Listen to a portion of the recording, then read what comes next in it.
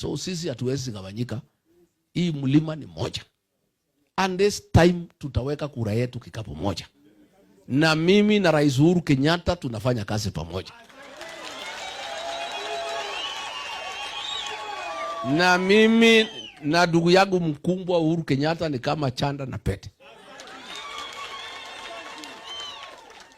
Na nikimaliza hii mazungumzo yote mkinipatia maoni, kabla sijasema chochote, nitaenda nikae chini na Rais Uhuru Kenyatta, so that we compare notes.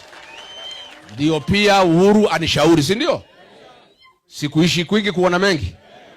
Pia nataka Uhuru Kenyatta nimwambie vile watu wameniambia mlimani, niende niseme mkubwa wetu pia nimeambiwa namna hii, unaona aje?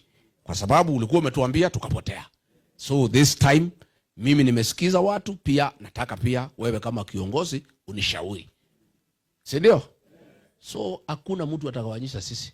Na ndio naona wanatukana Uhuru huko because wanajua mimi na Uhuru tuko kitu kimoja. Na wanajua mimi na Uhuru tukiwa kitu kimoja, hii mlima imeshikana kama simiti. Si ndio? Ya mwisho niambie hawa wanajaribu kugawanya United Opposition, kujaribu kutupiganisha.